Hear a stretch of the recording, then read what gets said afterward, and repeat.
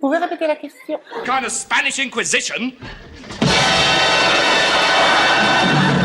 Nobody expects the Spanish Inquisition. Vous Jean-Pierre? pouvez répéter la question? Oui, non. The Inquisition. Let's begin the Inquisition. Look out, Sin. We have a mission. Watch out! The Inquisition! Oi, oi! On va réfléchir, apparemment. Oui, mais il a oublié la réponse. Il a oublié la question. Ça y est. Donc on est avec Rhône dans Tu peux répéter la question? Et on va s'isoler un petit peu, juste un tout petit peu. On va pas trop se mettre. Je vais pas te séquestrer dans une cave. Oui, puis je veux pas aller trop loin parce que c'est assez physique aujourd'hui. Oui, on Je me vient. suis déjà bien dépensé. C'était pas évident. Enfin, surtout hier soir. Donc, Oui, on a les voix un peu cassées parce qu'on a passé la soirée dans une MJC, un truc Ouais, comme c'est ça. ça. Il y avait une orangeade. une petite orangeade. Orangeade. Petite orangeade. Voilà. Alors, tu peux répéter la question? Ah, Miss Bonnette qui est arrivée. Ça va? Ah ouais. Et c'est Podren. Oui. Et j'ai la chance de rencontrer enfin le grand Rhône de VHS Canapé, de Scoring, de Faust, l'adaptation à la Philharmonie de Paris, le grand Rhône, celui qui a donné son nom au vin de... Non, bon, j'arrête. Tu vas 1m73 quoi. Ah, c'est pas mal, hein, on se regarde dans les yeux là. Ouais. Hein, Je suis un peu sur la pointe des pieds. Sur les épaules de Rhône, donc je suis là et je voudrais lui poser une question.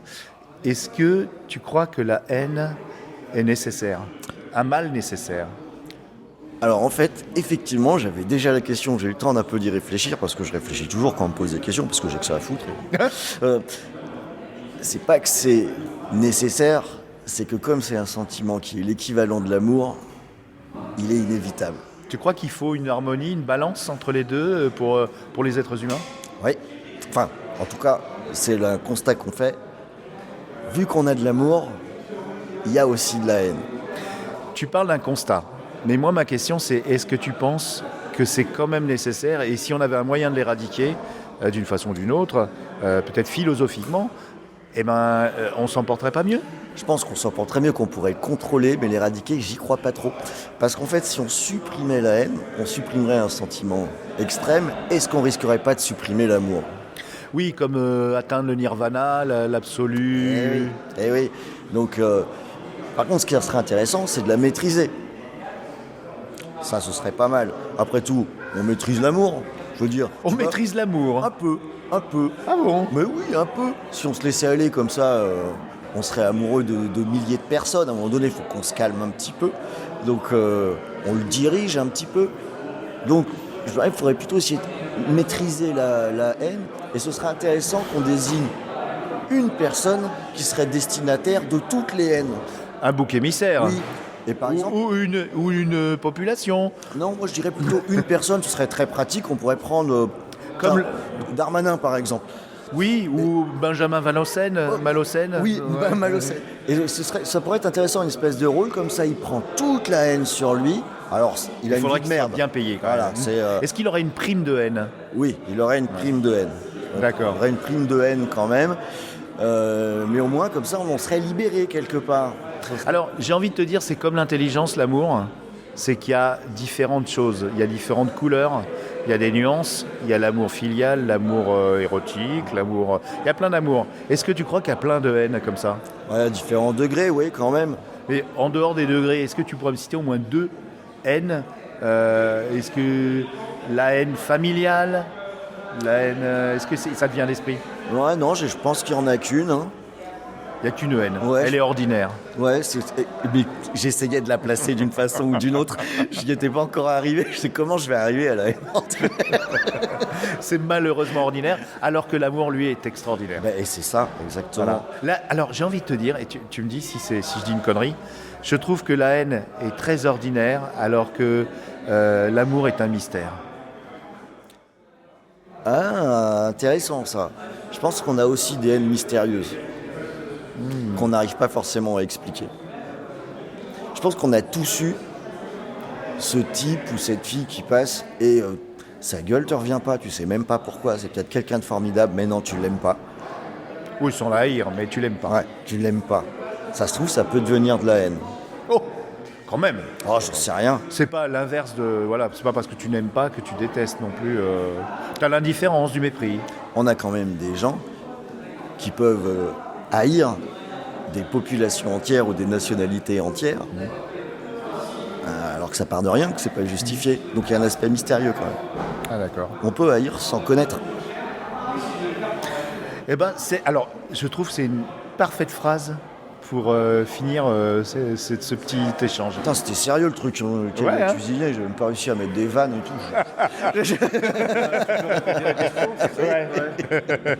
Bah, merci beaucoup Ron et je suis très honoré de te rencontrer. Mais je t'en prie, ça me fait très plaisir et on s'amuse pas mal là. Ah bah super. Attention, vous écoutez un programme. Vite, monsieur le pêcheur, ça marche.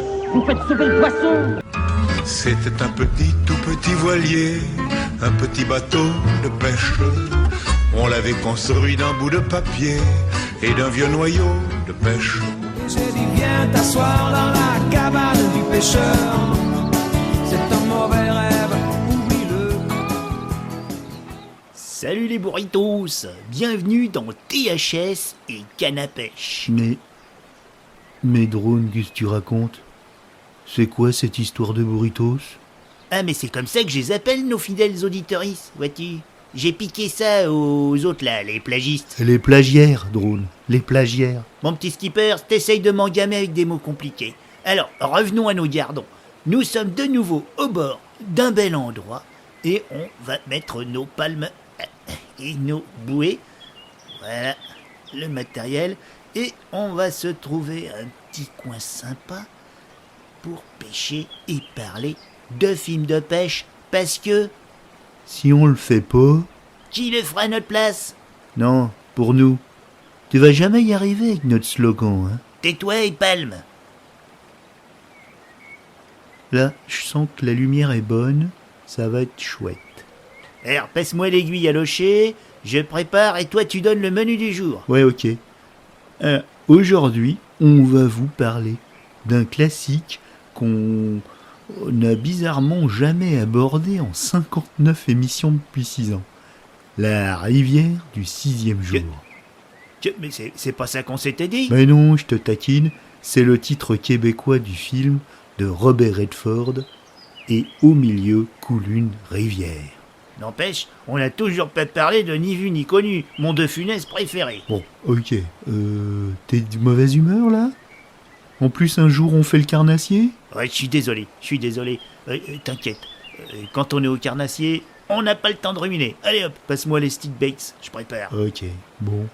Le film de 1992 a été réalisé par le célèbre acteur-réalisateur Robert Redford. Il est tombé quelques années auparavant amoureux d'une nouvelle de Norman Maclean. Robert est un grand pêcheur et un amoureux des grands espaces américains. Comme le prouve son célèbre gif d'homme des bois. Ouais, c'est pour ça que j'ai besoin de toi dans cette émission. Pour ce genre de détails insignifiants mais capitaux. Le film sort en 1992 et c'est sa 3e réalisation sur un total de 8 films. Phonothèque Bébert avait déjà reçu un Oscar pour sa première bobine qui s'appelle Des gens comme les autres 12 ans plus tôt. Et ça parle aussi de pêche?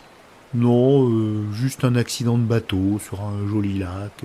Ah ben on s'en fout alors. T'as vraiment pas de cœur. Alors, ton film là, ça raconte quoi au lieu de me passer le stéthoscope? Oui. C'est une histoire de famille dans la première moitié du XXe siècle, dans la région du Montana. On y parle plus particulièrement de 2 frangibus passionnés par la pêche à la mouche. L'auteur de l'histoire, Norman Maclean, y injectait beaucoup d'éléments autobiographiques, à tel point qu'on lui refusa pour cela le prix Pulitzer de fiction. En tout cas, ce film est rythmé par des images superbes de parties de pêche à la mouche tout au long de la vie des 2 protagonistes, depuis la tendre enfance jusqu'à l'âge mûr. À noter que Norman y est incarné comme enfant de 10 ans par Joseph Looper Gordon-Levitt. Je l'ai préféré dans Inception. C'est pas le sujet. À l'âge adulte, par Craig Sheffer, qui est plutôt connu pour son rôle de Keith Scott dans la série des frères Scott. Voilà, là tu suis. Bah tu ferais mieux de passer en mode automatique sur le podcast, parce que là. Ça bouge pas mal. Ok. Bon, il a pas eu une carrière flamboyante, ce pauvre Craig, au-delà du film de Redford. Ah, il a beaucoup bossé, mais dans du film beaucoup moins ambitieux. On oublie là. Fais gaffe, les frères Scott, c'est une série qui a une sacrée communauté de fans. Il pêche dans le coin? Bah non. Ok. Je disais quoi, moi? Ah oui. Donc Norman est joué en fin de récit par Robert Redford lui-même. Il fait aussi la voix off du récit, car c'est le personnage principal. Le frère Paul, roi de la truite à la mouche, est principalement interprété par l'ineffable Brad Pitt, dont ce fut un des premiers grands rôles sérieux. Même s'il a un grand second rôle aussi la même année, en 92, dans Cool World, un Qui veut la peau de Roger Rabbit-like, qui fut le dernier long métrage du grand Ralph Bakshi. Tu t'égares là, tu t'égares. On sera jamais dans les temps. Oui, Cher auditeur, il dit tout sa tête parce qu'il a les mains bien prises par sa canne et probablement un beau black bass. Tout au bout là, tout au bout là. C'est pas comme ces plagistes là et leur cyclipédia là. Arrête de les critiquer à chaque émission. Ils ont aussi une sacrée communauté. Ah ouais, et Non, ils pêchent pas dans le coin non plus. Bon bah continue. Alors ce film, pour la petite histoire, est resté surtout dans les mémoires pour sa beauté plastique. Il a été photographié par un Français originaire de Lorraine, Philippe Rousselot. Si, vous les jeunes, vous connaissez son travail, parce qu'il a assuré les images époustouflantes des 2 films Les Animaux Fantastiques, plutôt récemment. Faut dire qu'il s'est régalé dans sa grande carrière. Il a travaillé avec Diane Curis, Jean-Jacques Benex, Doyon, Samuel Fuller, John Borman, Neil Jordan, Tim Burton, Guy Ritchie. L'ours de Jean-Jacques Hano, c'est lui. Non. Si. Les Sherlock Holmes, bon, je peux pas tous les citer. J'ai quand même l'impression que tu viens de le faire. À 76 ans, il a 3 Césars et un Oscar sur sa cheminée, lui. Pas un silure empaillé. Ouais, si j'étais pas occupé à t'aider, je te jure. Et puis tu vas me faire avoir des ennuis, c'est protéger ces bestiaux, nom de nom. Ah, ok. En tout cas, c'est un film à voir, mais pas fatigué. Comme par exemple après une bonne séance comme aujourd'hui. À nous les pêcheurs, c'est un peu notre film doudou, faut avouer. Mais on va causer pêche quand même là, on est là pour cela les burritos. Ah, tu me donnes faim, crétin. Son succès phénoménal, 66 millions de dollars pour un film indépendant au budget de 12 millions. Et oui, ce film n'a pas été tourné sur la rivière Blackfoot comme dans la nouvelle de Maclean, du fait de la surexploitation forestière et de la dégradation de l'environnement. Le film a donc permis un changement de mentalité, notamment des autorités locales, mais aussi des populations. Et de nos jours, 30 ans plus tard, les domaines de pêche ont retrouvé leur nature et leur propreté et leur beauté. Malgré tout, le film est resté dans les mémoires et les locaux voient encore d'un mauvais œil les pêcheurs touristes. J'ai même lu que le film avait donné envie à beaucoup de femmes à se mettre à la canne à mouche. Ah, c'est beau. Arrête de rêver. Tiens, t'es prêt là? On l'a presque. Alors, pour l'anecdote, bien sûr, les acteurs n'avaient jamais pêché. Et on a essayé de mobiliser le plus d'experts locaux, sans grand résultat malheureusement. Robert Redford était abattu. Il a fait retourner toutes les scènes jusqu'à ce que cela ressemble à quelque chose. Redford, pourtant, fut le seul à être doublé dans la scène de fin par un vieux magicien de la ligne du coin. Ouais, c'est le seul, bizarrement. Les scènes de pêche, en tout cas, avaient exigé Robert Redford, devaient être tournées avant tout le reste. C'est pas beau ça. Ça c'est du cinéma. En tout cas, le Montana a vu son image complètement marquée par ce film. Et peut-être que tu voudras pêcher une grosse truite arc-en-ciel depuis le Brad Pitt Rock un jour. Ah non, j'ai trop peur des grizzlies. Ça c'est des bons pêcheurs ceux-ci en tout cas. Bon, tu le conseilles alors ce film? Attends, ouais. Voilà, on va se prendre en photo avec ce beau pépère avant de le relâcher. Clic-clac, dans la collecte. Hop. Oui, bien sûr. C'est un classique dramatique très beau. Bah, ça plaira aux bourrinos, ou plutôt à nos burritos. Tu me redis encore ce mot, je te noie. Ah, ok, t'as l'air sérieux là. Bon alors, la semaine prochaine, ce coup-ci, c'est Drone qui nous parlera du meilleur film de Colin Farrell. The Lobsters?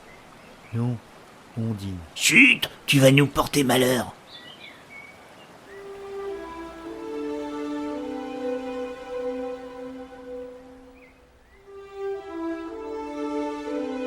My father was a Presbyterian minister and a fly fisherman.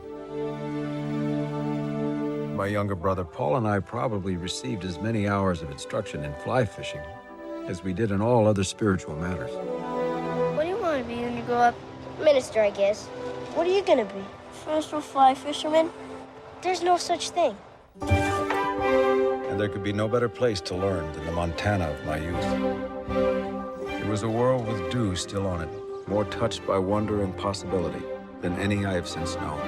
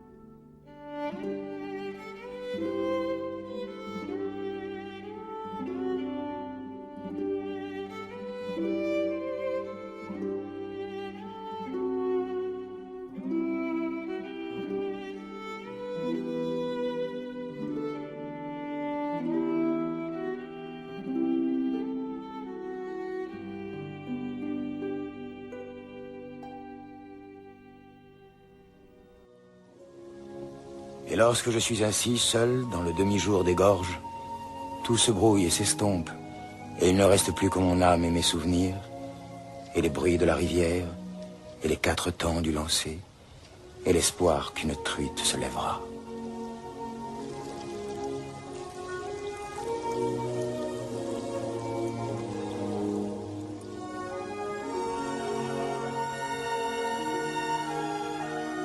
Peu à peu, tout se fond en un. Et au milieu coule une rivière. Galaxy Pop. Galaxy Pop. Galaxy Pop. Galaxy Pop. Wow. Galaxy Pop.